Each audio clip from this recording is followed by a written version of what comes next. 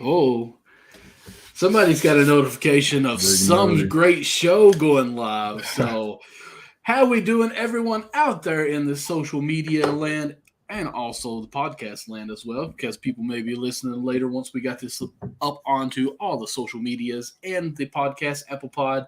I've got something that's not going like there. It goes Apple Pod, iHeartRadio, everything else that there is. So, welcome to the next episode of Count the Bucket. Now, CJ, I'm going to say for everyone that can see us right now, I think we look pretty nice right now. I don't know what's different about you and I, but Nick's not here. We look much better. I'm just going to say that. Nick can't join us right now. He had something pop up last minute, had an emergency text us. Hopefully, maybe he can jump in a little bit later, but the show must go on. We can't survive without Nick. I mean, let's be honest. He's going to tweet at least 20 times during the episode anyways. That's a fact, man. Hopefully everything's good with our guy, Nick. Yes, sir. How you doing today? You said what happened? I said, how are you doing today? The most important thing.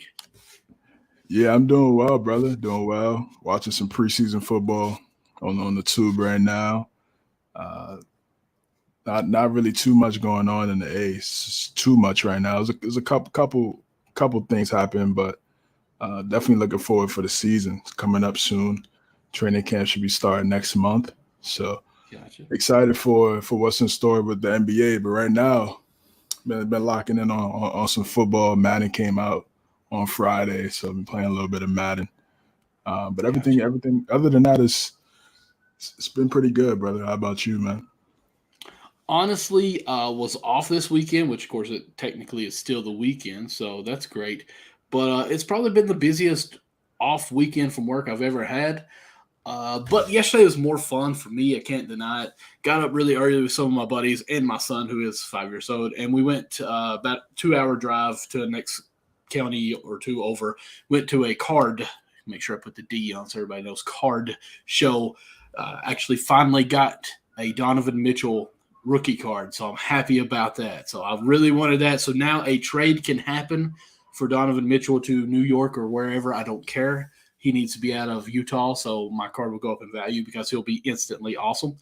So did that for a few hours, hung out with him, actually hit a couple more card shops while we were there.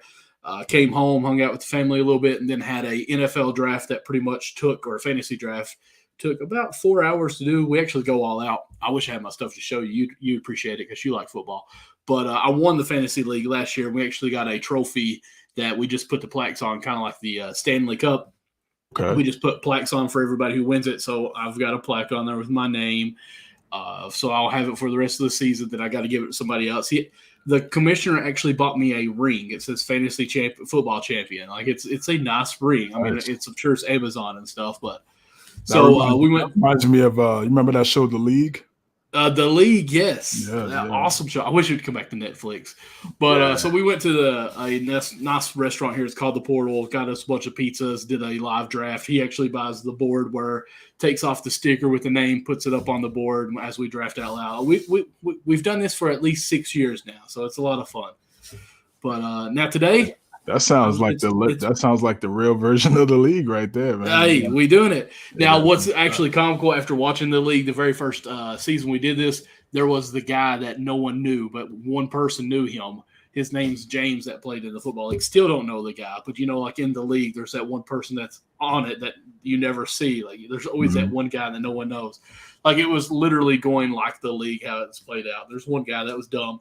We had one guy that his wife was better than him in the football league, and in a couple of years she joined in to fill in, did better than him, but we kicked her out because it was just weird. Had to change it up a little bit. But have you done your fantasy drafts yet? Or are we a little too soon for you? Yeah, I'm in 2 dynasties right now. I'm in Alex's league, both Alex's league. Shout out Alex. Okay. Yeah, being year 2 of the dynasty. What leagues? Because I'm in a couple of, or one with Alex. Am I in with you? Might be. One of them is y'all got any more of those leagues, and then the other one is, I think, Dead Ass Dynasty. No, not those. Oh, okay. Yeah, he's in a bunch. He's in a bunch of apparently so. Bunch of leagues. So I'm in year 2 of those. Man, Mine's Massage Therapy is our league name. wow. Okay. That's funny. That's funny. I know this is basketball, but let's just go with it. If you've got first pick overall right now, who you taking? Probably go JT, Jonathan Okay. Taylor.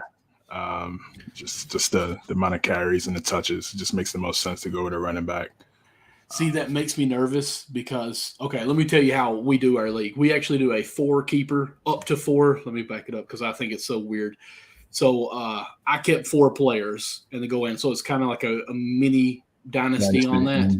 And then my nephew, who's in the league, he didn't keep anyone because his team was trash.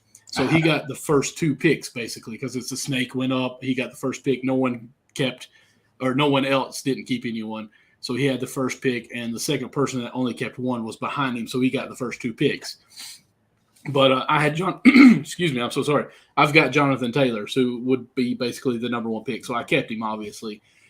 Every year, it seems like in the past 3 or 4 years, the number 1 pick has always gotten hurt. It seems like McCaffrey, Barkley, even there one year. Henry. Yeah. So I'm a little bit nervous. I feel like Taylor's going to get hurt. So I wanted to draft Hines just for that backup. Yeah, definitely got to go with the backup just because, again, that position is so, such a tough position. Like you said, those guys, they pretty much get beat up every possession. So it's tough, but hopefully he stays upright. They got a solid quarterback now, pretty consistent one, more consistent than the guy they had last year. So hopefully that takes a little bit of the hits off 28. All right, I want to know. 23 now. Yeah. Sleeper running back, sleeper wide receiver.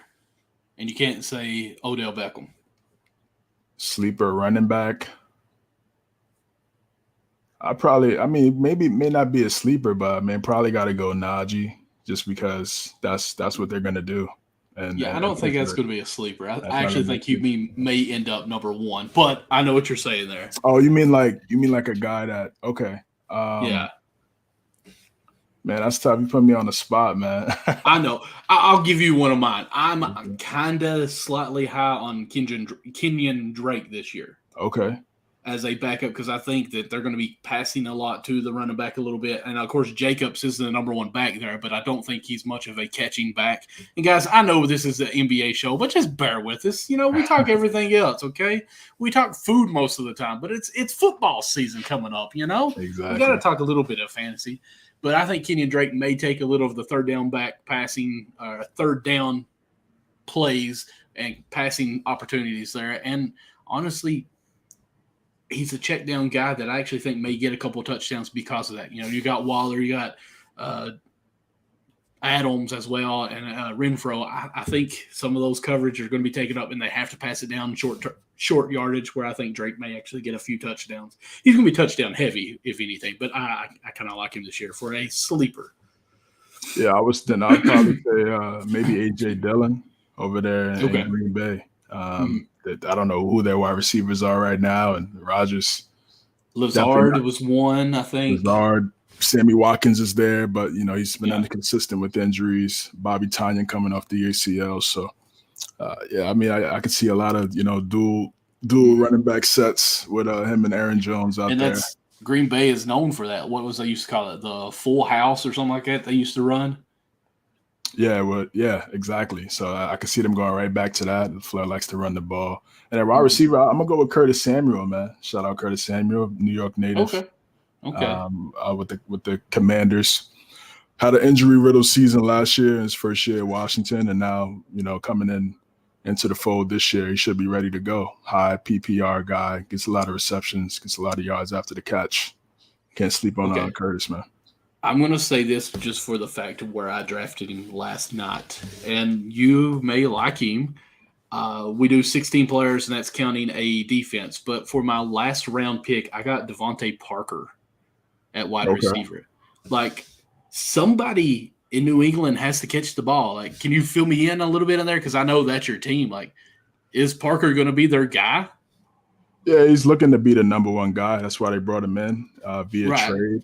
They need that big guy on the outside to make those plays, back shoulder fades, things of that nature. especially in the red zone. That was something that they struggled with last year in New England for Mac Jones. Other than Hunter Henry, he was really the only guy that was really a threat in the red zone. So now you bring a guy in 6'4", good hands, solid route running. You know, and a decent quarterback finally. Yeah, gets a decent quarterback. Hasn't really had the most consistency at that position. But yeah, I think now with Mac being in there, very accurate. If they get the chemistry down, it could be a good pickup for sure. And it was the very last pick of the whole draft, and I got Devontae Parker. I'm like, I mean, this guy's really here at the end. Like, how do I not draft him here? So I'm like, I feel like that's going to be a big sleeper for me, at least in that league. For sure, that's a solid pickup, man. All right, so just got a text from Nick. I don't know if you've seen it. He said he may be able to get on here in about 15 minutes. You ready to jump into some basketball? Yeah, let's do it, man. I'll let you bring up the topic. Yeah, let's go. So we got obviously we got the patent right there, CTB logo drink right there. It's water. Water, yes, sir. So yeah, the NBA released their schedule this week.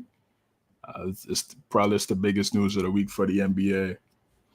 A lot of highly touted games. Opening week is such an extreme, day for the NBA. So many stars. People is itching to see some basketball again after the finals, and just gonna pull up the schedule, some marquee games for you guys. And as you pull it up, real quick question. Anthony Davis, does he play game one? Man, that's I almost want to do like a $5 bet on that. Will Anthony Davis play game one? What's the over-under on that? That is the question of the season, especially real late. So we got Tuesday, October 18th. We got the Sixers and the Celtics. First game on TNT, and then we got the Lakers and the Warriors for the night game in the West Coast. Then on Wednesday, you got the Knicks and the Grizzlies. Should be good. Grizzlies, Ja Morant. Knicks going to Memphis, going to grit and grind. Knicks and then we got Mitchell. Yeah, we'll see. I don't know, man. I'm trying to speak it in. Yeah, Danny Ainge is insane with those offers, but. But then we got the night game on the West Coast. We got a Western Conference semifinals rematch. It's definitely an all-timer between the Mavericks and the Suns. So that should be a great game. I'm gonna stop you right there between these four games, if you don't care. Tuesday, Wednesday. What's your game that you're excited about between those four? I think Mavs Suns just because of how that game. Yeah, that's me too. That's why I want to stop out. Oh man, that's going to be a good game to watch. Yeah, just because how that game 7 ended for Phoenix. Throughout the offseason with the Ayton situation and how he could have been a pacer, but they matched the offer rather quickly. So it looks like they plan on keeping him moving forward, which is good, which is smart. Absolutely. What happens with Christian Wood being a Dallas Maverick now? Can he be that second guy after Jalen Brunson leaving and going to the Knicks? Who's going to be that second guy next to Luka that could really take some of the pressure off of him, not just in the postseason, but in the regular season as well? So a lot of questions for both squads, and I think it's going to be a really good matchup for them to start the season. Of course, they're going on Thursday. I'll just kind of go with you here. We got the Bucks and the 76ers. The 76ers on a Tuesday, Thursday with the openers. How crazy is that? And then we got the Clippers at 10 o'clock with the Lakers again. And then followed on Friday, you got the Celtics and the Heat.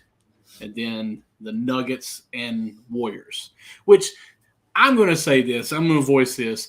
In today's time, personally, tip-off, I don't think you should have too many repeats of teams. Do you?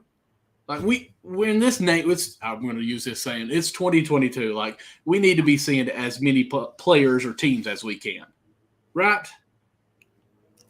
I'm with you. I'm with you to an extent. I think Sixers. The Lakers.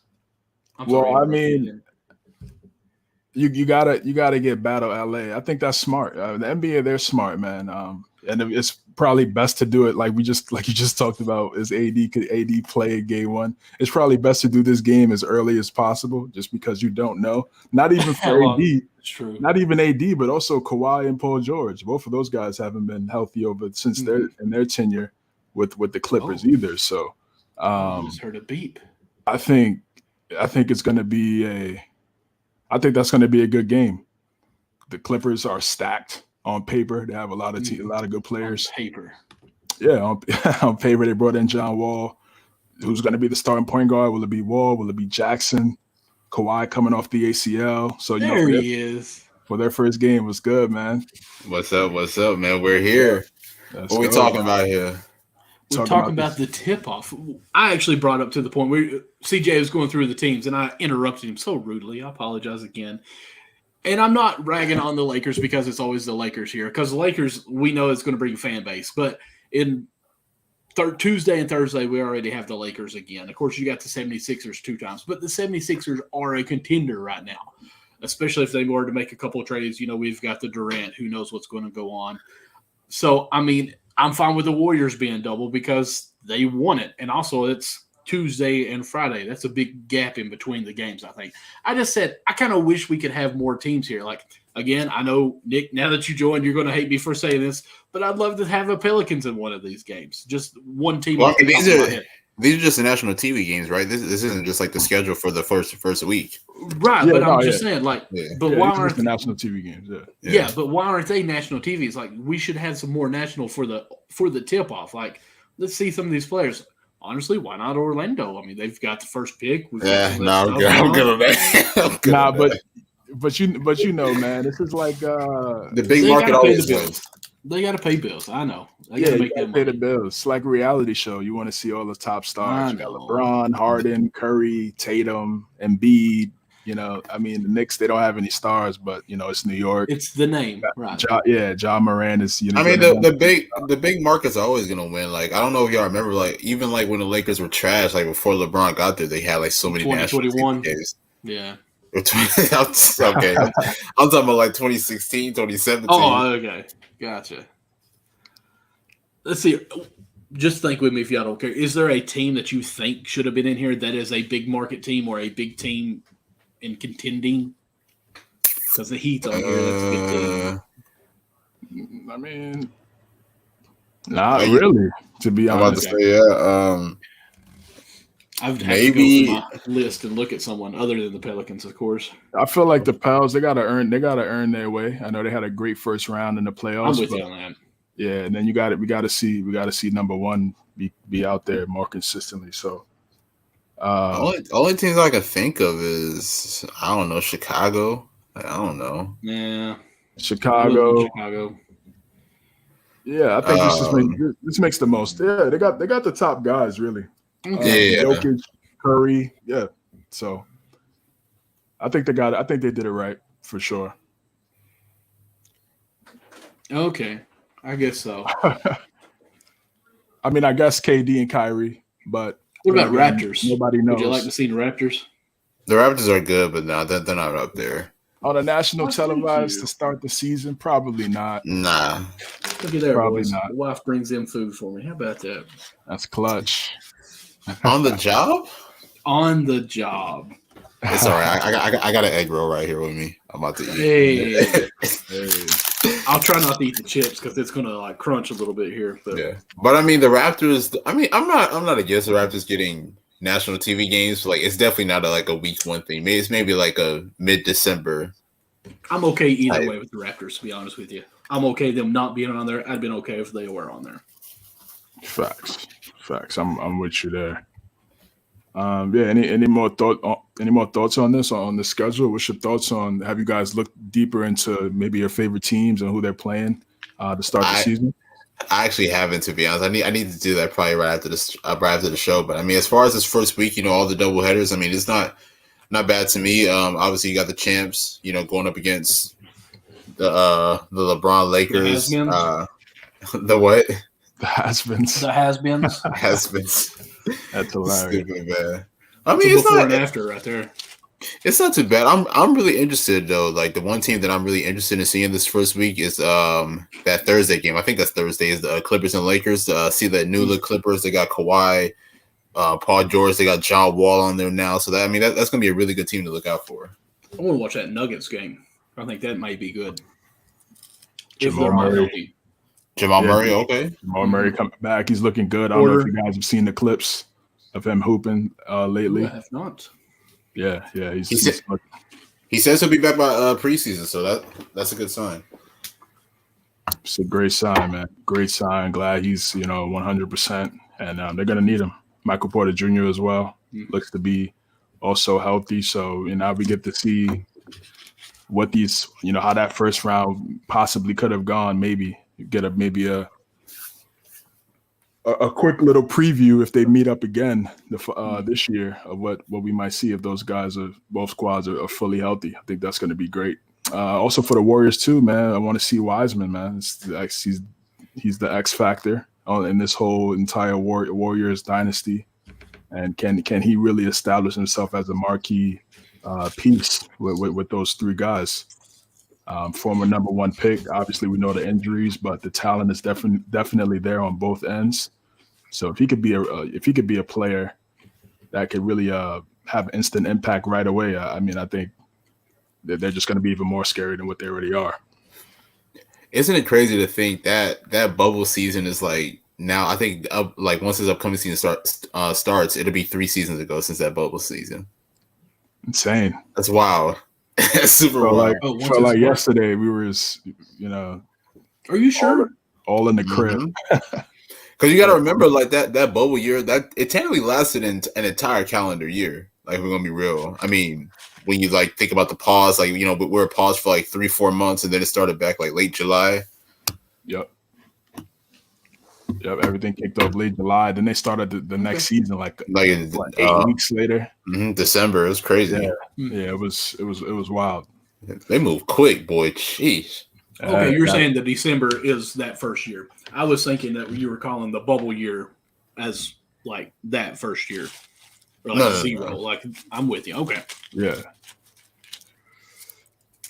All right. Yeah. So 2019 seems so far along, don't it? It does. It does. A lot has happened. I ain't gonna lie. A lot has happened. 1,000%. Something else. 1,000. 1,000. Something else that popped off this weekend was the Crawsover Pro-Am League, Jamal Crawford's league, a league that he does every summer. Usually gets some top guys, NBA stars out. Earlier in the week, it was reported LeBron was going to pull up, Jason Tatum, Paolo, DeJounte Murray, Isaiah Thomas. Those 3 guys that he's named are Washington natives, and they always show love to the league. But unfortunately, it was started off good, started off well, but unfortunately they had to cancel it because of the humidity in the court. The court was just too slippery. Guys were falling and slipping around. Oh, they didn't finish it? No, they didn't finish it. I was watching the game. It was on the NBA app. That's crazy. Yeah, it was on the NBA app for free. Shout out to the NBA app, man. They're showing Drew League games and Crossover League games, and maybe for free. For free, yeah. Yep. I'm going to turn my screen off for just a second, and then I'll be right back, guys, because I'm going to go get my remote so I can turn that on. All right, yeah, definitely. They've had these games. They've shown it for the last, I want to say, month or so. Hopefully, maybe they could do it for the Rucker and Dykeman. I think that'd be great. My God, they need to do it. Especially with how known like those type of games are, like the Drew League, the Crossover League, and everything. Like, I mean, it gives NBA fans something to be excited for during the summertime, especially with a summer like this where there hasn't really been much going on. So with news coming out about DeJounte and Paolo getting into it at the Drew League, with LeBron dropping 42 at the Drew League, I mean, it gives fans something excited about during the offseason. We got Connie here in the comments. I'm giving the Crossover minimum 10 points. Yo, you my guy, bro, but I don't know about that, man. I'd be surprised if I even give 2. I ain't gonna lie. Them boys, just because they're not in the A, don't mean you can't get cooked. Connie says he's 6'3". I don't really believe him, but he acts like he could just score over everyone because he says that he's tall. CJ CJ, we out to the Rucker. We out, man. I mean, it's packed. It's packed over there on the weekends, man.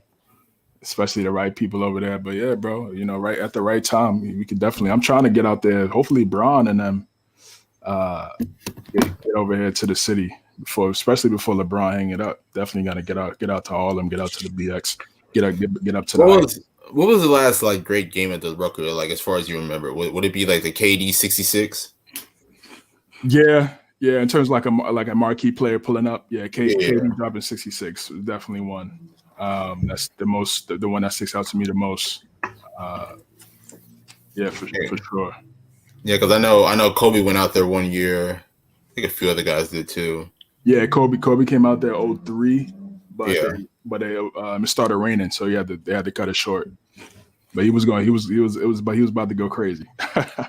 He was about to go crazy, man. And then there was actually a report. It was Fat Joe and Jay-Z. They had they had a squad, and unfortunately, that was the blackout year here in the city. So unfortunately, it wasn't able to happen.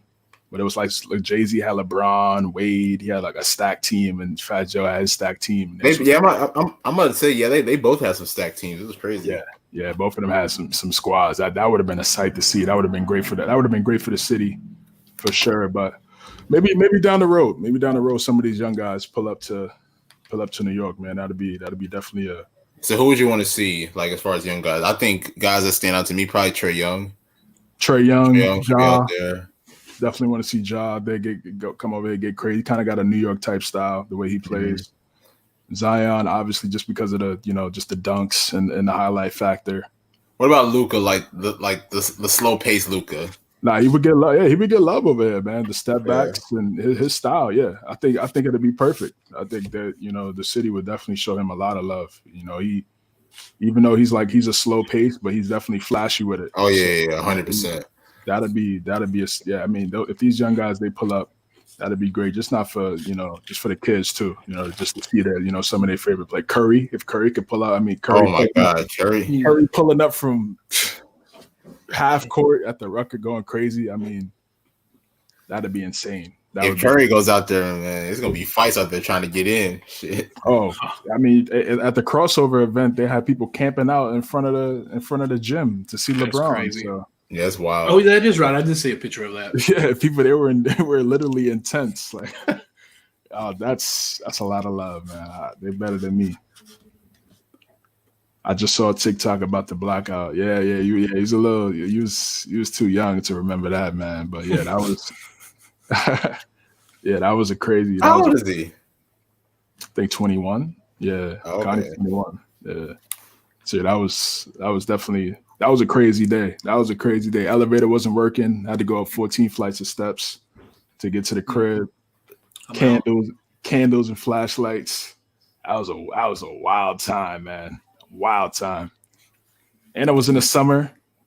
Oh yeah, it was blazing hot. And it was in the summer. It was insane, bro. It was insane. That's funny. Tragedy. Yeah, that was crazy. But yeah, actually, DeJounte and she talked about DeJounte and Paolo. They kind of made up a little bit, like on the first play. They tried to get him out of the ISO, and Paolo fell, and DeJounte helped him up, and they kind of embraced, gave each other love, which is cool. We talked about this. I'm sure they probably squashed it like right before the game because I feel like there would have been like no way like they would have allowed that game to happen like if both of them didn't like have a conversation before then. It's not, bro. It's not real beef, man. It's first world problems, brother. Just complaining and whining about whatever, bro. It's just, that's, it wasn't to me. It was just basketball that kind of trickled over to social media. I never saw nothing more serious than that. So it's good that they embraced in front of the people. They're from the same place. Like, like, come on, like, you know what I'm saying? I think it was real. I just think it got out of hand and maybe got over exaggerated. It really got out of hand because DeJounte, like, he was just going on social media and stuff, just posting all type of stuff. I'm like, bro, like, come on now. Like, ain't no way Paulo did something to you that was that serious. Exactly. Like I said, first world problems, man. First world problems. All right, something else that popped up in the NBA news was the Dream Team. 2008. Redeem Team. Excuse me. LeBron and Wade are going to be producing this documentary that's supposed to be dropping on October 7th. Definitely can't wait to see this one, man. Michael, what's your thoughts on this, and what are some of your memories from this this historic run by the United States in 08? I'm going to say that I'm at least a little bit excited because I remember watching this and just being like in awe of everything they did. I'm more interested in this. Has never before seen footage clips. I really want to see what they've got on that because every time they played, every second was just a walking highlight reel, basically. I think this is the year that Vince jumped over the kid that was 7 foot, made it look ridiculous. That was like a little bit earlier. I think that was 2000, I think, or 2001. Yeah. Okay. But just to see that, the Kobe, Wade, and LeBron back on this, I think it's going to be fun to watch just to see what all went down on that. I don't know. I'm want to see more about it, what all goes into the Redeem Team as far as what's going to be going on. Is it going to be a series or is it just going to be I think it's just one. I think it's just like one doc. I think. Yeah, I think it's just one doc with on Netflix. Saying it's going to be on Netflix. But yeah, I think it's going to be interesting just to see how Kobe, because as fans we hear of his mentality, cutthroat, everything. It's just straight business. You lose, he's in the gym to 3 a.m., wakes up at like 5 a.m. and does everything again. To actually see footage of how it goes on, I think it will be interesting because yes, Team USA, but he's still going to be doing all that stuff and just see how you practice because they're going to have those highlights of practice and the conversation of what all went on, and there's going to be heated moments of who's taking over the team at certain times like that. I think it's going to be fun just to watch Kobe on that perspective of it alone, from my perspective, anyways. Yeah, Nick, what about you? No, I definitely agree with that, honestly. And the one thing that I'll say is that it'd be really dope to see, the process of all these guys, going into the games, what their mentality was. But I don't know if people really give him the credit that he deserves, during that Olympic team. But Dwayne Wade, in my opinion, was the best player on that team. Honestly, I know they had LeBron, I know they had Kobe, I know they had guys like Jay Kidd, Dwight Howard, and those guys, Chris Paul. But when you just looking back at those games, I feel like D Wade was just like the leader of that team. I feel like, or maybe not the leader. I think Kobe was the leader, but D Wade was definitely the best player on the floor. When you think about it, just him, just his athleticism, and of course, with his scoring ability, he was really able to set the tone for the team and really just really be the anchor of that team going all the way. So I just hope that D Wade gets as much love as he deserves, because in my opinion, he was the best player on that team. Yeah, Wade went crazy. That was who's producing it? D Wade and LeBron. Wade and LeBron. So they're gonna get the love. For that, I also want to see if they dive into some of those discussions that they had about potentially teaming up in Miami in 2010, because this was allegedly the time where those guys were. That's true. Yeah, conversing about that, and we ultimately saw what happened with. It was supposed to be Melo. Yeah, that's what I was gonna say. Yeah, it was originally supposed to be LeBron, D Wade, and Melo. Bosh wasn't even in the picture, but I think Melo ended up signing an extension with Denver at the time. Yep. So that kind of messed up the whole situation. Yeah, Melo took the bread, and they were like, "All right, well," because Melo said he didn't know. He didn't know because the lockout happened right after. So he said he knew a lockout was going to happen. So he was like, let me just take the security, take the bread. And then ultimately, what happened? He ends up going to the Knicks. So I want to see those type of conversations, the relationship that Wade and LeBron had pre-Miami. That'd be something to see. And also, of course, Kobe, the leadership that he displayed. Obviously, he was the OG in the 2012 one, but right here, this was. He was like 30 years old at the time, I think. Yeah, right here. Yeah, he was around 30. I think they had just lost. Yeah, they had lost just to the Celtics. Right, they just lost to Boston in the finals. So he was a man on a mission, and then we saw what happened after. Won 2 in a row, and then getting the revenge against the Celtics 2 years later. So this was Kobe definitely on on a mission to continue to win championships. He ended up doing that, going to 3 straight finals, winning 2 out of 3. And then I want to see some of those, behind the scenes iconic moments that he had. Obviously, the game against Spain when he did he shushed the crowd with the and-1. Yeah, with the with the and-1. It was a close game. the Gasol brothers, those guys, they definitely. Rudy Fernandez. I think Rubio might have been there. He might have been coming off the bench. He was still really young. I think he was. Yeah, he was. Yeah, they had that team. That team was stacked, and they were going up against that Spain. Did they play Ginobili in them, Argentina? I believe so. Yeah, okay. I believe they did. Yep. And that was a big time game. It was close. They were down, and Kobe really put the team on his back and helped them get that victory. So I'm definitely excited to see this documentary. It's always good to go back in time and just relive some of those moments. And I think this is definitely going to be one that I'm definitely looking out for. No, was it October 7th? No, that's going to be a good one. October 7th. Right before the season, too. Exactly. Nice. So I don't know if y'all know this, but I just looked some up because I wanted to see if there's any kind of information, what they're wanting to talk about a little bit. The director is, according to, I won't read it here. Utah Jazz part owner Dwayne Wade has teamed up with former teammate LeBron James to produce and star in a documentary about the U.S. basketball team, according to Variety, the film, which had the same director as The Last Dance, is coming to Netflix. So, okay. You think there's going to be some comparison going on here too as well? Who was The Last Dance about? Well, they're called the Redeem Team. So this, they were the team that obviously was supposed to bring it back after the Dream Team dominated. So there might be a little bit of talk about the Dream Team in there, and probably discussions between 92 versus 2008, who had the better team. I'm just going to say LeBron's already the second one to produce. He's already a second again, so it doesn't matter. I was going to say, since we're on the topic, which team are y'all going to go with?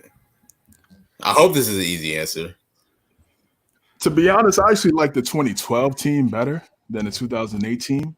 Okay, yeah, because they had KD, Westbrook, and those guys. Yeah, they had KD, Harden, Melo, Anthony Davis was the 12th man. Didn't even really play. He was just coming off the national. Yeah, I was going to say he just came out of college. Yeah. Exactly. That's funny.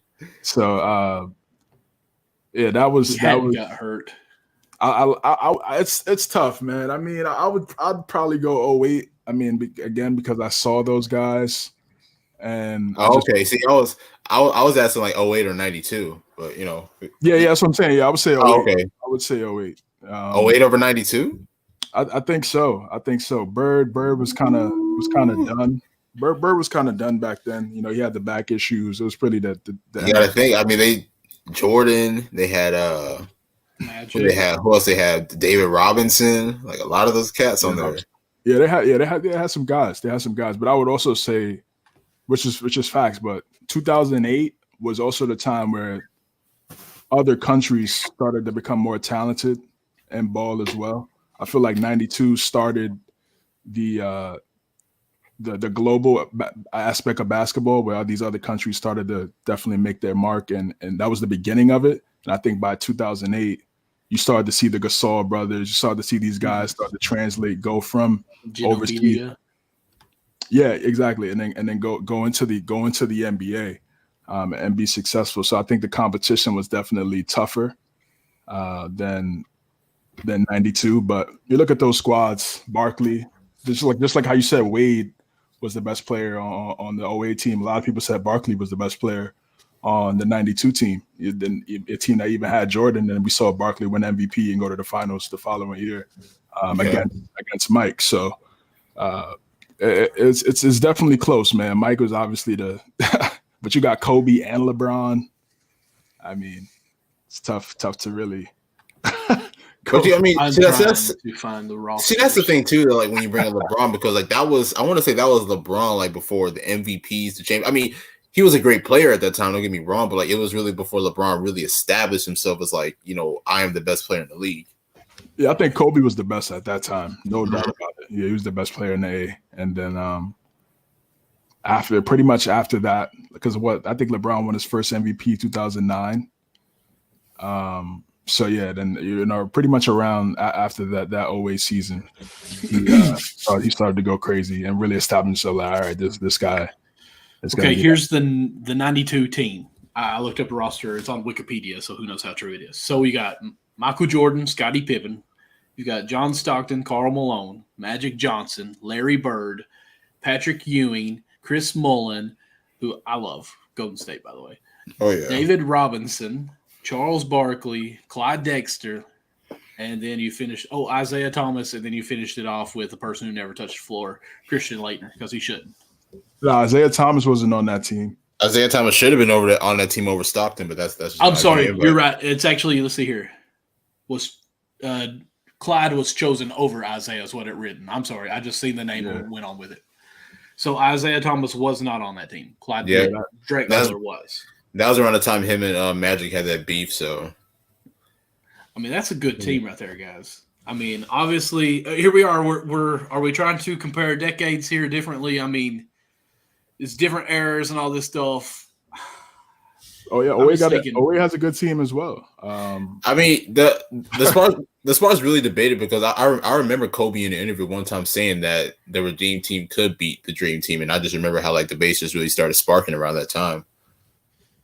Yeah, I remember Kobe saying that. I think that 92 team had a lot of big guys, and that just speaks to the time during the A back then. It was really ran by centers and Jordan. Like that was the 90s, big men and Jordan. So big man and Jordan. Yeah, seriously. I mean, so I think 2008 it was definitely more versatile wings was really the mode, and you could say obviously Pippen and MJ were those guys that really helped transition the A into that aspect. But I like the 08 team. I like the 2012 team too. That 2012 team was really good. They were Melo was going crazy that year.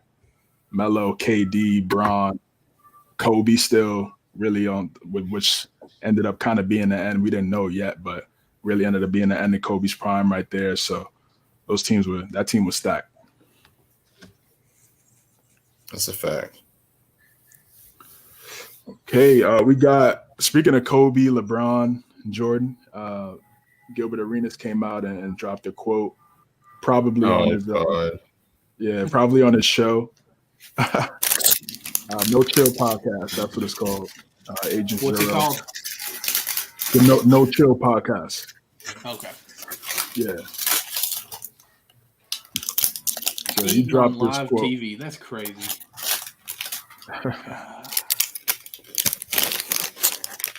All right, sports. What's going on, man? Oh, what's up? Yes, sir. New to the channel, make sure you like and subscribe. Hit that notification bell for the guys, man. Really appreciate it. 100%. So Gilbert Arenas came out and said, if you gave Jordan and Kobe those LeBron Cavs teams, they wouldn't have made the playoffs. Which, all right, so go ahead. But I mean, so for context, like, what did he say? Which Cleveland team? Because LeBron's been on Cleveland twice. So are we talking about like the 07 Cleveland team? Or are we talking about LeBron? It's Cleveland 1.0. You know that. Yeah, it's pre LeBron, pre superstars. Cavs. Yeah. Oh, 03 to 2010, and then probably post Kyrie Cavs. That's what I'm saying, like 2018 Cavs, or which one is it? So let's break down the 07 Cavs. So we got guys like, I guess, Damon Jones. I'm trying to think. Yeah, was it Damon Jones? I think it was. Was Erickson on the team? 07 had Boobie Gibson, Larry Hughes, Marshall, Gooden? Drew Gooden, maybe. Drew Gooden was on that team too. Ilgauskas. Yeah, I think. That's still a pretty solid team, though. Whatever superstar you put, so I mean, you definitely give LeBron credit. But are you telling me MJ and Kobe can't get that team to the playoffs? That team is trash. Come on, bro. I mean, they got some good shooters though. Larry Hughes was a shooter. Boobie Gibson was a shooter. Ilgauskas was pretty decent. Ilgauskas was 7 foot though, and he could post. and he had a midi. He had a midi. Yo, he Nick, did. come on, man. He had a midi. Come on. Are we just spreading them? You They go, got you some go. in the finals, bro. Okay, but that's against San Antonio though. Tim Duncan, Tony Parker, Ginobili, Robert Horry, all those guys. So I'm trying my best not to comment. I want to hear you guys say first because I don't know how I'm going to be. Say what you got to say. Out of the teams in the East that made the finals in the last 20 years, where you rank that team, bro? Okay, I get that. You know, they're not up there, but I mean, that's not even a top 15 team, East team. I don't know because some East teams have been pretty weak. Let's be honest. In the past 20 years, the East back then. Who'd you have? You had Detroit, which they went through. You had Miami with D-Wade, Shaq. You had the Wizards. The Wizards were decent with Gilbert Arenas to those guys and Anton Jameson. Yep. But are we talking like great teams? Because I mean, Wizards. Okay, yeah, I'll give you that. The Wizards weren't like championship contenders. Okay, thank you. Okay. Yeah. No, they weren't. They weren't. Watch it, CJ. I'm checking you on that one. That Wizards. No, I'm playing. No, I'm just saying. You just scared me to death when you looked at me. No, I'm just saying those were the teams in the East back then. I'm not saying they were. Okay. Good. Oh, okay. I'm with you. New Jersey with J. Kidd, Vince Carter. Oh, yeah. Because we even talked about this, I actually think a couple of weeks ago, if not last episode, like Kidd was the best. Well, the Nets was the best team for like almost the East era there. And they couldn't get past the Lakers, which it was the Lakers. Like they could only get to the finals, and that was it. Come on, man. I mean, like when Shaq is dunking on like 4 guys, I mean, it's nothing you could do. But that team, do we really think that Nets team was that great of a team? No. I mean, they got some problems like 2-3 years in a row. But back then, when we're talking 99-ish to 2003, 5, whatever we're talking here, you didn't have superstars. So you had one superstar and you had role players. So I mean, yes, I think either one of these guys could have taken that team because no one else had superstars like compared up. So, I mean, to say this, to me, it's almost trash, really, but to say that the superstar couldn't take another superstar's team to the finals like he did. Because, go ahead, what? Yeah, I think where Gilbert's coming from is he's talking about the style of play. LeBron's style of play is different than Kobe. I get it. You know, he's a pass That's a guy. true statement. That's a complete true statement. Yes, and that's true. And I think that's where he's coming from. Where LeBron has the ability to, yes, he could get 30, but he can also get other guys involved to the point where it's not just a one-man show, so to speak. Not to say that Jordan and Kobe was that all the time, but there were moments where that was the case, and they had to learn how to, give up the ball a little bit. And pass a little bit more if they wanted to be champions. But for them to say not to make the playoffs it's tough to say because even when Shaq left, Kobe had Kobe had Smush Parker, Kwame Brown, Nesterovich, whoever that guy is. Who else was on that team? I'm trying to think. Lamar Odom. Mm-hmm. Lamar Odom was probably the second best player. If you want to get technical, yeah, it was bad. That was the poverty year. Even Jordan in the early '80s. I mean, it really wasn't. It was Charles Oakley and Craig Hodges. And so, what year are we talking about here? We're talking about the 07 Cavs. Yeah, we're talking about those early Cavs teams before LeBron left, and then the 2018 Cavs when it was just LeBron and some guys. I mean, now I will say 2018 is slightly better than 07. I mean, you still had K-Lo, who was still an all-star at the time. Guys like Jordan Clarkson. Well, here's the thing, because you got to remember, that team practically had a whole traded away the whole team before it really revamped before the playoffs. Because they had D-Wade, they had Isaiah Thomas at the time. They had a lot of Derrick Rose. Decent players. Yeah, Derrick Rose. So once they revamped, they had Jordan Clarkson, Jeff Green, a few J.R. Smith, who is well known for that game one that game one meltdown. But I don't know, they had a team full of backups. That 2018 was LeBron with a team full of backups. George Hill, backup. J.R. Smith, really is a backup. I mean, he's a great 6-man. He's pretty much a backup. Rodney Hood, Clarkson. Clarkson won 6th Man of the Year. You know what I'm saying? Like Kevin Love, 6th Man of the Year candidate in 2022. So it's Jeff Green. Well, I'm going to go back.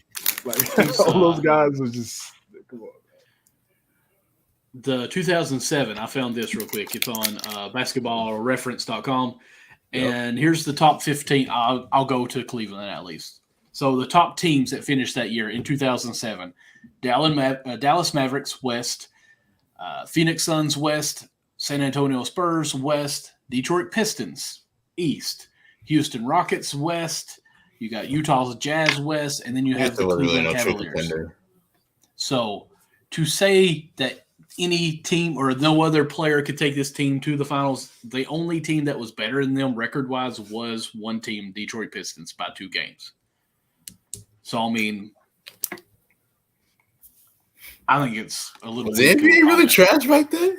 Like, was it really? The East? Like, not that good. The East was, yes. The West was stacked, obviously, but the East was not as competitive. Okay, I remember this, man.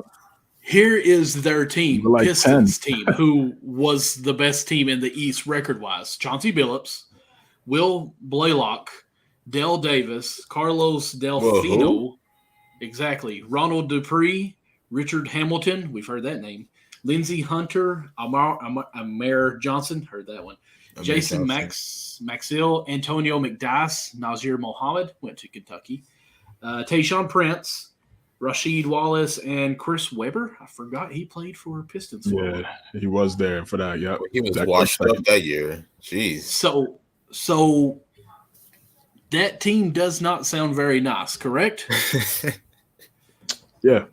I'm with you, bro. They weren't good. Okay. I think, like I said, I think Gilbert is just talking more about the style between LeBron and he's pretty much saying like Kobe and Jordan.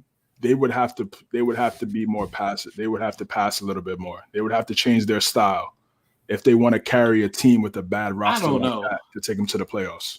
CJ, I don't usually try to disagree with you much, but the man said if you gave Jordan or Kobe those LeBron teams, they wouldn't make it to the playoffs. They would have at least made the playoffs. No, I'm not disagreeing. I'm just saying like they would have to change the way they played though. Of course, right. Yeah, I think that's what Gilbert Arenas is saying. Like LeBron is, we know, even though LeBron's about to pass Kareem and all-time scoring, we don't look at him as this, elite type scorer like we look at Kobe, like we look at Jordan. We look at him more as an all-around guy. People consider him a point guard. We don't say that when it comes to Kobe and Jordan. So right. I think really that's where Gilbert Arenas is coming from. I agree. Like I think Kobe and Jordan would if that's where he's coming from, I can agree with him. But by what he just said, I can't agree with him because I feel like he's just trying to say that LeBron led those teams because of pure talent of how great he is. Now, Michael Jordan, one year, it was before Phil Jackson. I actually just seen this on a stat post. Let me refer. It is a stat post. Someone created the post that was saying that the head coach before Phil Jackson was there moved Michael Jordan to point guard because the team was in a big funk, and he averaged 10 assists. There was Doug Collins, yeah. It might have been, but moved him to point guard, and he averaged over 10 assists for the rest of the games as point guard. So, I mean, when called upon, Jordan was a passer, but I just don't think he wanted to ever be, and that's what he wasn't asked to do. Yeah, like before they had Phil, they still had Scotty too, and Scotty was a pass first guy as well. So that kind of took like the load off of Jordan to just really focus on scoring. Right. Exactly. Yeah, and LeBron is more like LeBron had to do everything. Those guys, they would have had to just do everything. Just like I feel like they would have been able to, but I really think that's what Gilbert. Just listening to Gilbert talk about this type of thing over the last few years and some of his podcasts when he talks about these guys, I think he's coming from where I was talking about in terms of just like how they play, and but I disagree with that because I do think Kobe and Jordan would have been able to change their style based on the team around them, and we just gave you examples of Kobe and Jordan having, subpar teams, but still leading those guys to the playoffs. So if you would have said finals, I'd have been like, okay, maybe not. We'll see. I would have agreed to that. But playoffs, I think, that's That's a little bit of a stretch. All right. Quick pop question. See if you get this right. How many years did Michael Jordan not play in the NBA in his whole career? How many years did he take off? I'll say Probably like 3 or 4. I need a number. Well, hang on. Because he played half a year in 95. He came back like March. So I don't know if you want to count that as like a season and a half. Like 4 years. I want to go 3. He left in 98, came back to the Wizards, 2001? Mm-hmm. So no, it's 4. It's 4. I forgot. Yeah, it's 4. Yeah, and then he took the year. And then he took the year and a half off. So yeah, like 4.5 years. 4.5, yeah. Okay, it's 4 because of the 1 year in baseball. I was going to make sure you all remember the baseball year. I didn't realize he was retired for 3 years. I thought he was only retired for 2 years, to be honest with you. I don't even know why he came back to play for the Wizards. Like, I really have no idea why. He still played good. He still played good, but the team was nowhere near contenders. No. Even when they had like Jerry Stackhouse, Rip Hamilton, and those guys, Kwame Brown. Nah. Yeah, it was a bad team, man. They were bad, but they made the playoffs though. I don't think they did. No, one of those years they did. 1 year, yeah. 1 year they did. Did they? Yeah. Okay. But again, Jordan was old, and like you said, he's coming off a 3-year layoff. Old. It's old back then. Old now, it's not old because they would rest like 40 games, in between. Yeah, that, and then obviously modern medicine and 35 in the A is not old. We see KD, LeBron, some of these Tim Duncan, that 2014 year. We see these guys still playing at a high level despite being in their early 30s. So he played 82 games his final year at 39. That to me is awesome. Crazy. Also, did you know that he's averaged 22 points his first year with the Wizards? 22 points. Let's see here. 5 assists, 1.4 steals, 0.4 blocks. And where's total rebounds? 5 rebounds. So, 23, 5, and 5 at 38 after 3-year layover. He's one of one. He's one of one. It's Michael Jordan, man. Yeah, it's Michael Jordan. It's one of the greatest athletes ever, man. So, that's insane. That's insane for him to. Yeah, 20 was easy for him. 20 was so easy. Getting 20 was Absolutely. light. He would do, and I hate to even say this because it's such a bad comparison, but like he could get 20 points catching the ball on the block like Melo and not move. Like I feel like Carmelo doesn't even move half the time in his triple. What you mean right now?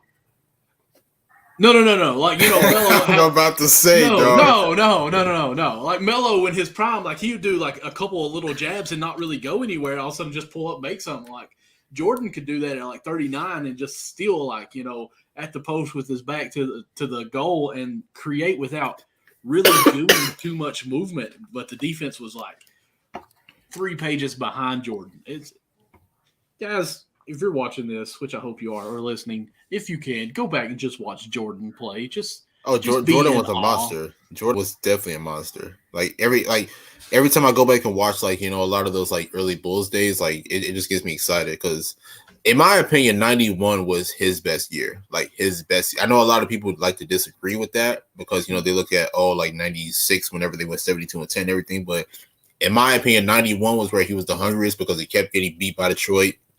I can't remember the exact stat line, but they eventually came back. They swept the Pistons in the conference finals. I think they lost game 1 to the Lakers in the finals, and then they ended up coming back winning 4 straight. Like Jordan was just a monster that year. Yeah, 91 for sure. You got to put him. Speaking of that too, they got 2K is bringing back the Jordan classic moments for 2K23, reliving Jordan's best moments over the course of his career. For 2K23, so if you guys get that, you kind of get to play as Jordan and relive those iconic moments.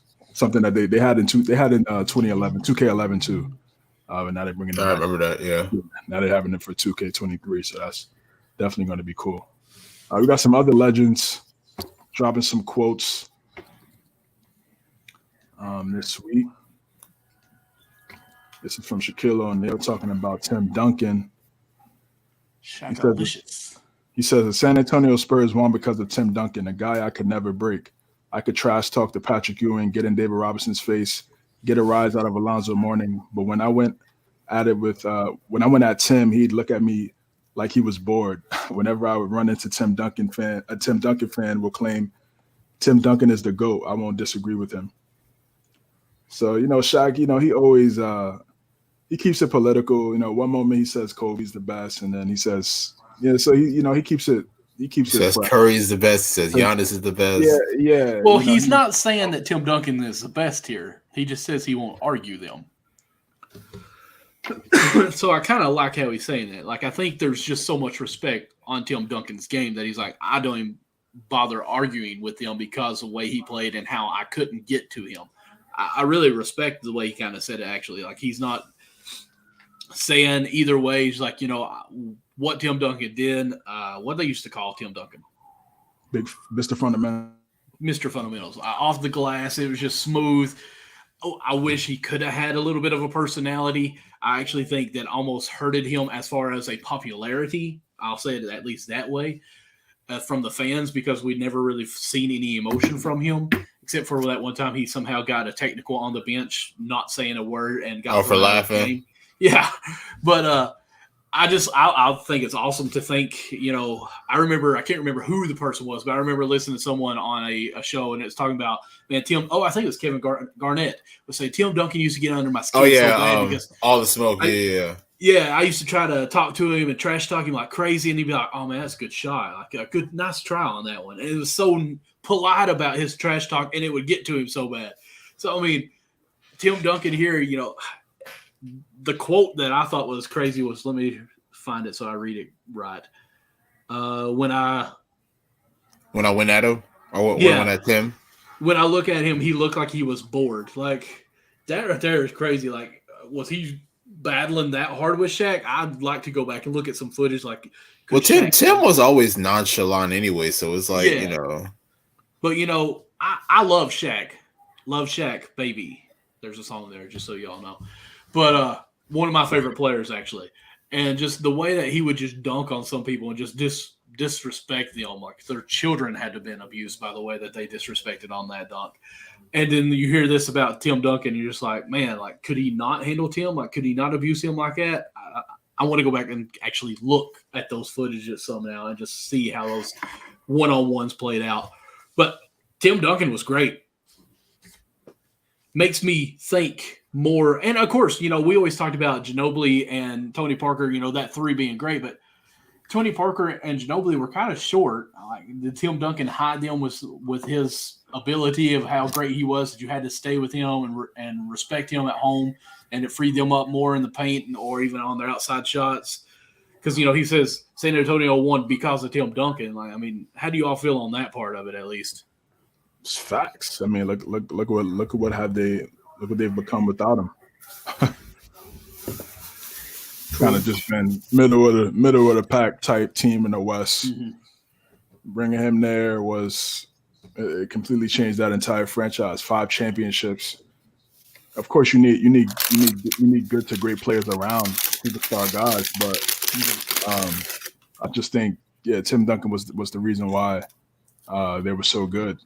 And early, people really sleep on him defensively too. And when he was in the finals, he went crazy. He was going crazy in those finals. I remember a stat, I think it was like 20-25 and a couple blocks during the finals run.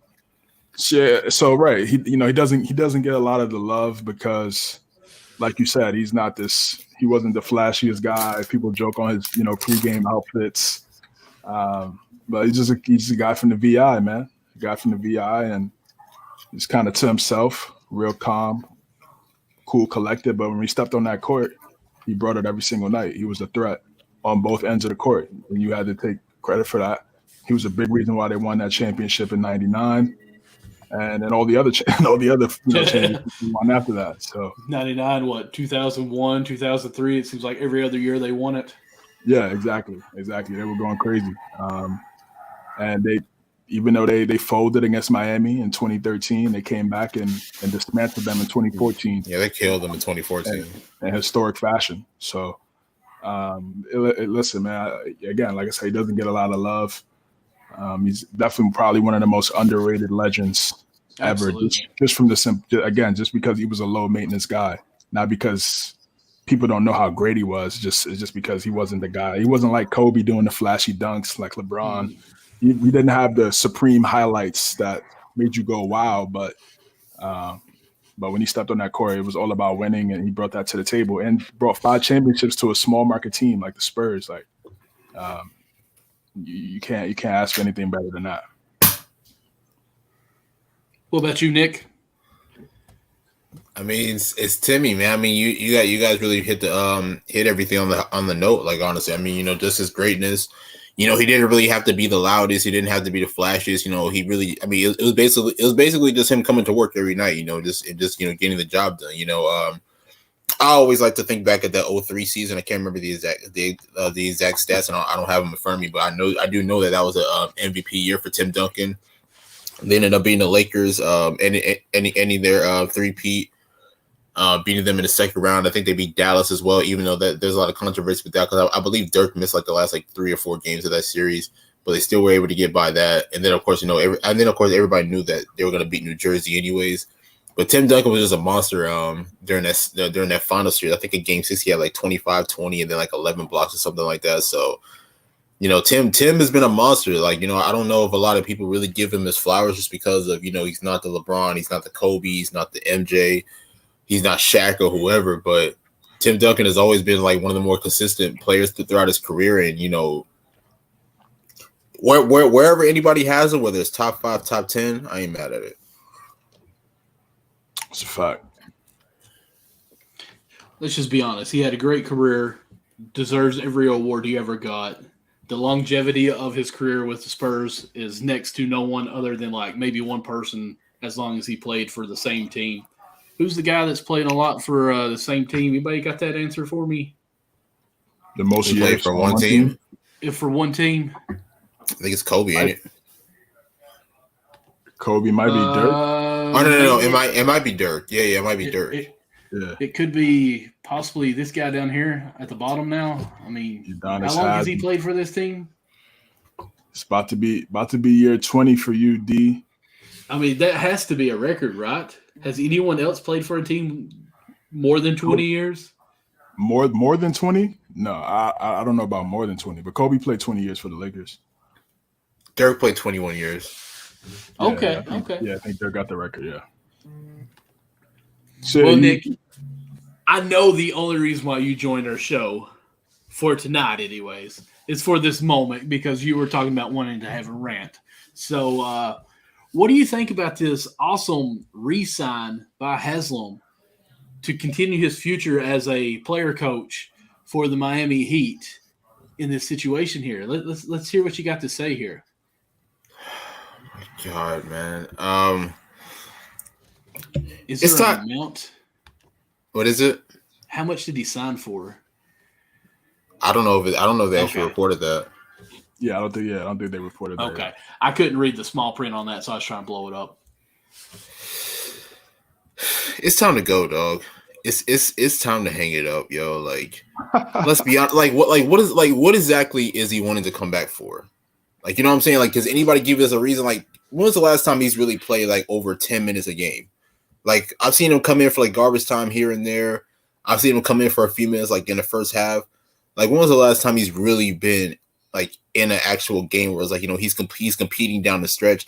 And look, I'm never going to discredit UD for those 3 championships that Miami won, because I do believe that he played a big role during those championship days. But these aren't the championship days no more. You know what I'm saying? This is a whole new Miami team. They need to go in a new direction. It's. I mean, let's be real, man. I mean, he's past his prime, man. And look, I mean, I get it. He's a veteran leader on the bench. Look, man, if he would have retired right now, I guarantee you he would have a job next to Eric Spoelstra on the bench. I believe so. Does. I mean, he does technically. It's not official, but he technically does. But yo, come on, man. I mean, you're basically holding up a roster spot, man. You're holding up a roster spot. In my opinion, with him re-signing is kind of take it away from Miami, trying to get that possibly one piece away that could help them elevate to win a championship. Oh, come on.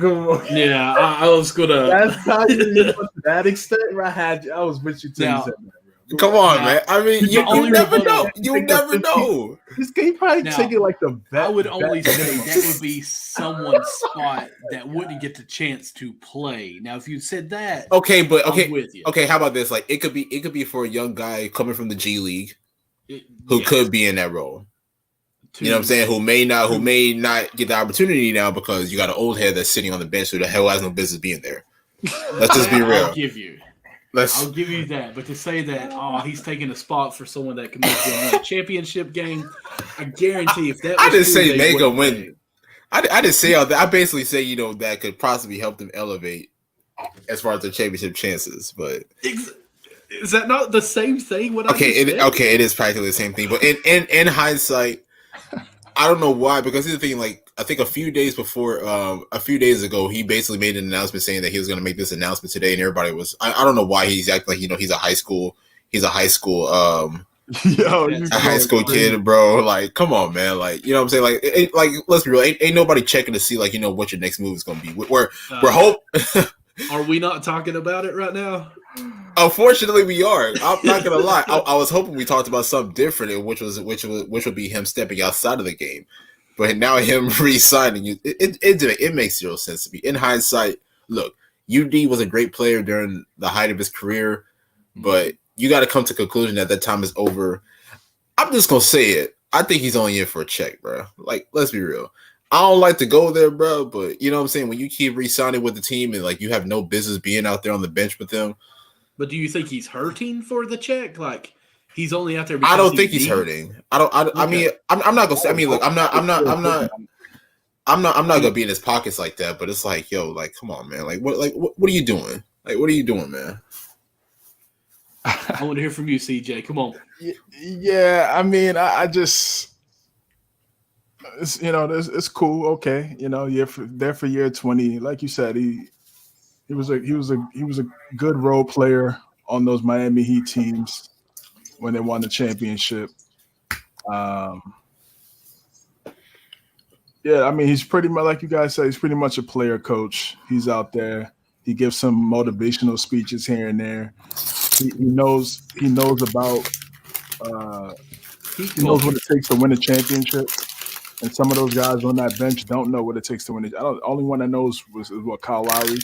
It's probably the only other guy on that bench that knows what it takes to get to the promised land and the A. So I guess from that perspective, but then we saw Juwan Howard kind of go from that player and then becoming coach and then become a head coach at UM. So I mean, it's a nice story. It's a nice story, but I mean, it wasn't something that I wasn't really looking for it. I wasn't surprised again because he's been there for so long. But yeah, it's cool. Good for him. Good. Not a lot of people could say they played for the same team for 20 years. Not a lot of people can say that. He ain't playing he's not playing, y'all. Like, I mean, let's be real. He ain't playing. Nick, you've had your chance. You talked. You disgraced him. This man is in his 20th year and can still play at the NBA level. He may not get minutes in the game, but he's up there playing in. Oh, no. What? No. Hang on, just what? No. One question. My turn. Hold your questions. All questions will be taken at the end of my speech. So hold up. Congratulations to you, Haslam. You earned it. You deserve it. If I could be playing in year 20, you better bet that I'm going to be out there playing in year 20 because this man loves basketball. He loves the grind. He's out there showing them young kids, I will do anything I can for this team and continue to play. Now, is he going to help this team? Absolutely not. But that's what he thinks he's showing them. So just bear with me on that. And I love it. It's Heat culture. He is the backbone to this Heat team. And we are so thankful for his dedication for another year for that overpaid coaching spot down at the end of the bench. Thank you. You deserve it. And if you can play again and them knees are holding up for next year, we'll sign you another check. It's okay. Keep doing it. God. So now, questions. Oh my god, that whole speech practically just made no sense. But okay, so since you said he can still play at the NBA level, why Obviously, is Spo not playing him then? because Why he is he can't not playing play him? against the top Okay, five. okay, but you just said he can play at the NBA level. Hey, Nick, did you always play every game? I mean, because there's some games I didn't play. I sat on the bench. I kept it warm. I stayed I played every overweight and game. drowned in water. I played Drunk just too about many every cups. game. Oh, Unless I was hurt. Unless I was hurt. every year. Yeah. Oh wait, you didn't say you played high school ball though, right? I played high school. I didn't play college ball. Okay. Well, I mean, there's times you've got to be a team player and say, hey, the matchup doesn't just go for me. Be a team player and retire. Like, come on, man. But the only way I really have a problem with this is there's a young kid that's trying to make a name or make it in the NBA that he's not getting the spot because the guy's taking it. Other than that, I mean, did they sign him or did he just not retire? Like, is this a year on his contract? He resigned. So he resigned. So the team obviously had to check him out and realize that his heart can handle another year. They don't have that AFib or any thing about the shock him going on. Like, he's good. He's passed all physicals. So he must be able to do it, okay? Pat so Riley's why not wilding. sign a – do what? I said Pat Riley's wilding, man. I don't know what he's doing. I don't know what he's thinking. So why not? This guy is Miami. He's number one in their top 5 in Miami. I'm playing, guys. I'm playing. Calm down, CJ. He already was about to. I seen him lean forward and look at me, and he's like, "No." But the thing about it is that with this situation, I find it funny. I find it so funny how Miami could keep re-signing Haslam, but I just remember there was a time, and I think it was like 2016, when they didn't want to re-sign D-Wade because he was getting up there in age, so D-Wade had to go to Chicago, then Cleveland, and then eventually make his way back to Miami. But we can keep re-signing Udonis Haslam. But they didn't even say how much they signed him. It's a little like Wade had been making millions. Yeah. Wade wanted that crazy bag still. He probably signed for $300,000 and said, "You know what? Just sign me. I want to play one more year." He's just trying to stay fit, man. He don't want to die. He's just trying to stay in shape. Yeah, that's what I'm saying. He's doing NBA fit. Yeah, I don't think it's not like he's hurting the cap. Like what I'm saying. I don't see it like that. Like I said, kudos to him, bro. I mean, like I said, not a lot of people could say they played 20 years for the same team. A lot of people cannot say that. So, or even 20 years in the NBA. In the NBA, no, that's a fact. That's a fact. He's probably a great practice body. That's right for those guys. And that's back in the day stories all day long. Yeah, Bam comes up there, takes one hard dribble. Oh man, back in the day, I'd hit you one good time and spun and dunking on you. That's had it been. Wow. Probably. Definitely, that probably is him, man. But yeah, like I said, bro, I don't. It's not a groundbreaking move. It's good for him, personally. Absolutely. Coming out. I think he went to the University of Florida, if I'm not mistaken. He did actually. And then so he was born and raised in Miami. Yeah, exactly. He's been he Miami. is Miami. Yeah, legit. And Nick, you dogging him. So Tell good. him he don't need to play. The thing about it, like, I'm not dogging him for his career. I think he had a good career at his peak. Like, look, I'm never gonna take anything away from UD during those finals teams. I'm being disrespectful now because he needs to retire. It's time for him to go. That's my thing. It's time for him to get paid. He's already been paid for 19 years. Listen, how many teachers did you ever have that you was like, man, this woman's about to croak maybe on like the 100th day of school. She needs to retire. But she's still there because she loves what she does. Oh, no, that's quite a few teachers. I had quite a few teachers. Well, I mean, that's Haslam. He just loves what he does. Let him be happy. They should have retired too. You're right. You're right. Yeah, Michael's sticking up for the OGs, man. Michael's sticking up for the OGs. I got you all. One love. But I mean, let's be real. Like, the only highlights we get from UD is whether he's throwing chairs on the sideline because the team's getting blown out, or him having an argument with Jimmy Butler. Are you really talking about highlights with him? He's not on this team for highlights, man. What is he on the team for?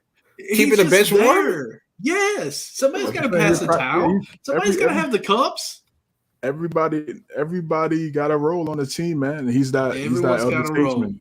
Yes, I understand that, man, but obviously you don't. It's time to go, dog. It's time to go. Are you jealous? Is that what it is? I'm not jealous at all, but I could see if he was a young player, like, waiting for his opportunity. But he's already had the great career that he has. I don't see what else he's there for. Does it matter? You're telling me if a company would pay you, I'm just going to say $1 million, to work out every day, travel with the NBA team, practice with them, and encourage them, and hey, give them a towel every now and then. You wouldn't be into it? Depending on how much I got in my 401k, I'm done. Who cares about a 401k? I got $1 million. I don't need a 401k. Shit. What? Crazy. But oh man. Yes, I would. Yeah. Surprised CJ didn't call me out on that one. Man, I'm trying to move on, bro. Let's go ahead, man. Let's go. Talking way too much. We spent 20 minutes on Hasselman. That probably should have just been a 2-minute conversation. Facts. Well, let's move on to my favorite segment of our show because I'm winning 2.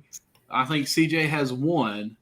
And Nick, well, you got as many years that you think Haslam should be in the NBA right now, and that's 0. Thanks, Michael. Back to the NBA trivia. I gotta blow this up. I'm getting too old, guys. Dang it! I gotta be able to see this.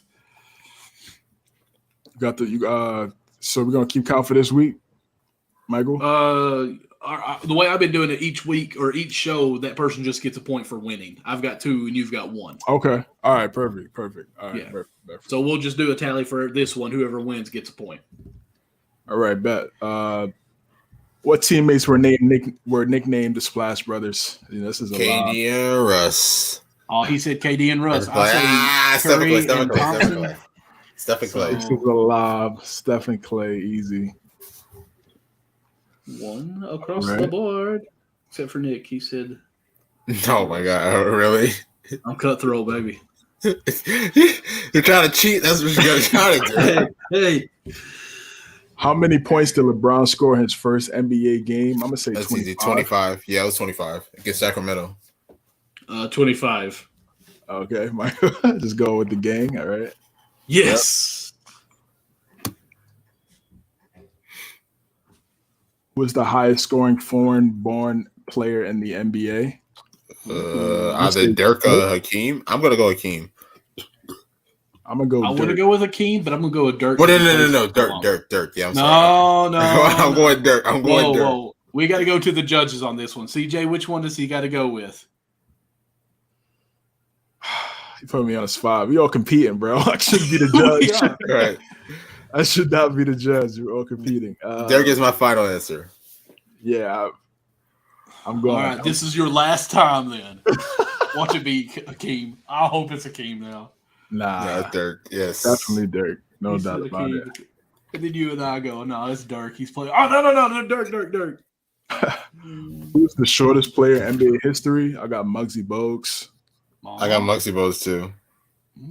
Is it not Spud Webb? I know Muggsy was 5'3", but I thought Spud was shorter. Dang it, I love Muggsy. I can't go without saying Muggsy. Someone go with Bogues. All right. Okay. 5'3". Yes, he was. Clyde. What NBA player was nicknamed the Glide? Clyde Drexler. Clyde the Glide. Yes, sir. We all got 5 correct. Nick's got a couple like phone of friends on here, but how many players were allowed on the court per team in the first college basketball game? Wow. I'm guessing 3. I'm gonna say 7. I'm gonna go with 7. I'm gonna go with 7 because the game actually came from a conditioning game from the football, and they went with 11, smaller court. So I think they would go somewhere close to that. All right, let's see if Nick is right. Let's go 3. It is not. You know what? Hang on. I'm gonna go with 9 just to be different now. That way we all are different. All right, let's see. I said 7. It is not 7. Oh, could have been 11. I should have said 11. Oh, it is 9. That was your final answer, though, was it? Don't you, Nicholas? Don't you dare do that to me. Hey man, so Michael's up 1. Yes, sir. Who is the Always. only coach? Who is the only coach to win both the Natty and Larry. the NBA title? Larry Brown. Larry Brown. Yes, Kansas and the Pistons. Why did Michael Jordan wear number 45 when he came out of retirement? He wore it in minor league baseball. I'm gonna say all these because 23 was retired, wasn't it? 23 was retired. His brother wore 45. Oh yeah. Yep. Oh, okay. I'm gonna go with all these. Yeah, I'm gonna go all these. So now CJ switching it here. Okay. My goodness, people. But I didn't know that he wore 45 in high school, though. I didn't know that. It said his brother didn't. He wore it because His brother. His brother. Yeah. Who invented Naismith basketball? James Naismith. If you don't know this, you don't even play basketball. Yeah, come we on, should man. not be doing a podcast. Okay. I'll be watching this show. What city were the Detroit Pistons originally founded in? Come on, the Palace, Auburn Hills. Are you sure on that one? I mean, that was where the Palace was. I would assume. Mm. I'm gonna go Auburn Hills. I'm gonna go Auburn Hills as well. I'm gonna Hills as well. Wow. Nope. What? Oh, are we wrong? Kansas City? I think it is Kansas. No, No. I don't know then. New Mexico? Indiana. Wow. The Fort Wayne Pistons in 1941. Okay. Go figure. Wow. All right. Page 7. He said the Palace. Oh. Uh-oh. Technical difficulties. Well, game is over. Dang we're good. We're good. What are we going to, just so we know? Yeah, this could be the last page right here. Okay. Yeah. 20 questions. What NBA player was nicknamed Plastic Man? I guess Billy Cunningham. That's what I'm gonna go with. Do you have is that just a guess? That is a guess, and I'm just gonna roll with it. Wow.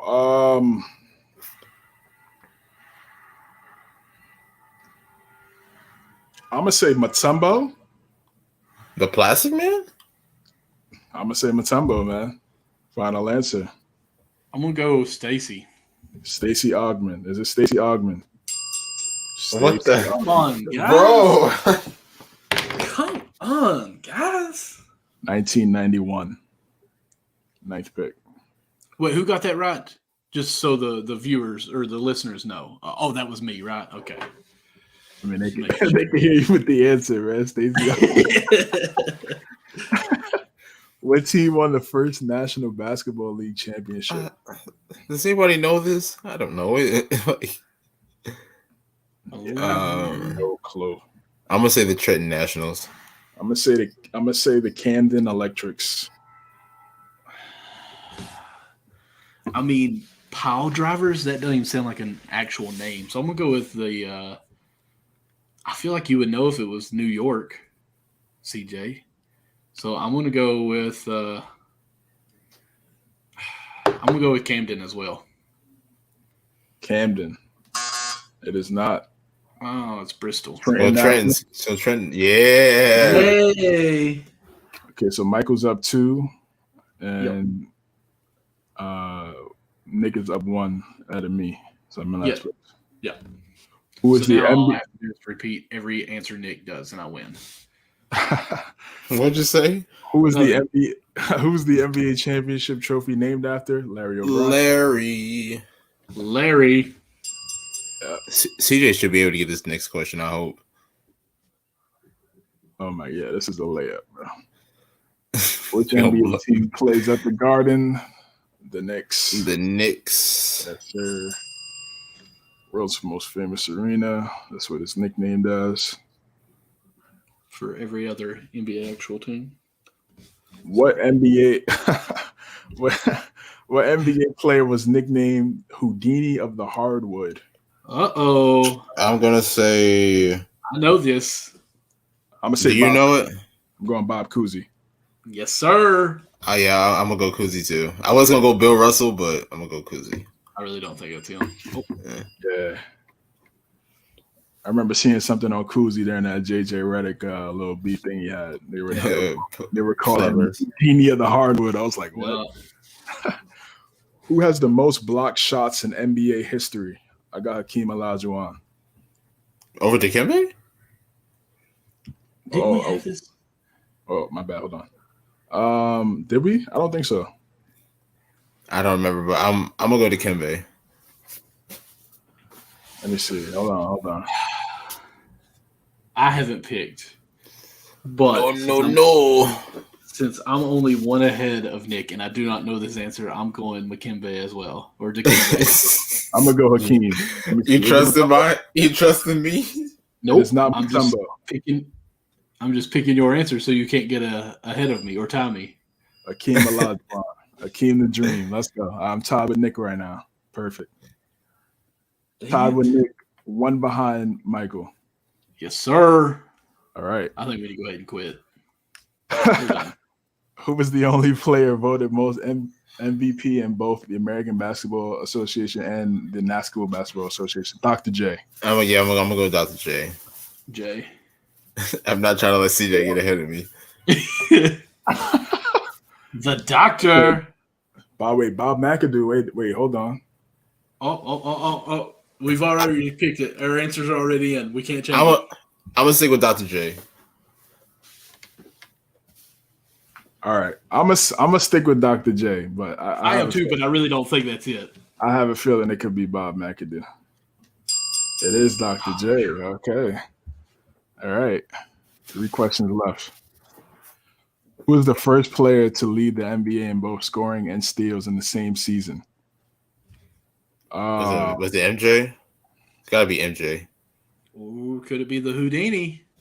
No, it was MJ. Ooh. Stockton sure as hell never led the league in scoring. Michael Jordan. I'm going Jordan because he actually played defense. Yeah. Kobe did? Yeah, but not the first though, yeah. Yeah, Michael was before him. Yeah. And what city were the Houston Rockets originally founded in? I'm gonna just say Houston. I don't know. I'm gonna say Austin. Austin Rockets? It's in Texas. Yeah. Yeah. Pressure's on you, man. I want to go Austin too on this one. All right. Is it Austin? It is No. not. Oh, please don't be. Is it Houston? Oh my God! It's San Diego. Wow, San Diego Rockets.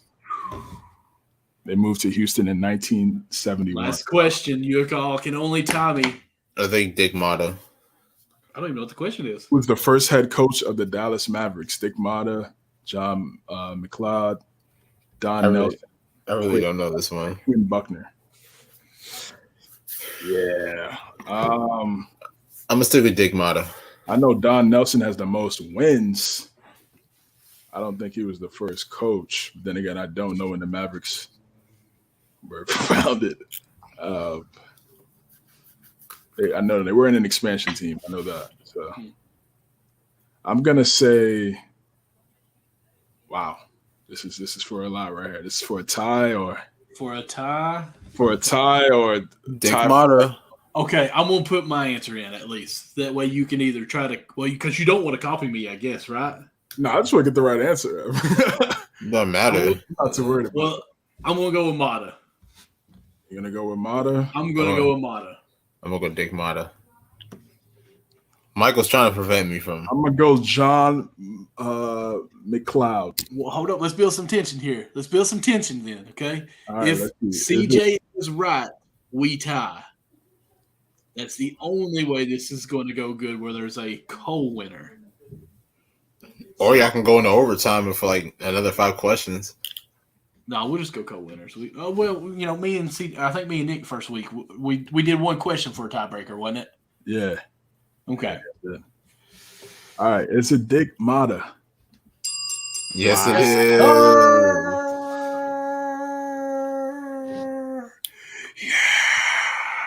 I don't know how I keep losing, yo. Because I keep winning. I mean, that's how. I'm getting more right, and you're getting them wrong. I got one. I got one less than you. That's kind of how it goes. All right. That was a good episode, man. Really good. Really good. Oh, Corey was trying to answer too. Eaton, Irving, Oh, Dream, Kuzi. Everybody else was too? Yeah. Sorry, guys. I had it blown up where I couldn't see. Everybody was trying to get it. Yeah, you were right Good about job, Corey. Yeah, you had a couple. Yeah, you had a couple. 3 out of 4. You were right, Corey. Good job, brother. All right, man. Yeah, that wraps up this episode of Count the Bucket. Michael, Nick, man, what you got in store for the people to look out for? Follow me. I want to go first, Nick. Okay. Let me go. Go ahead.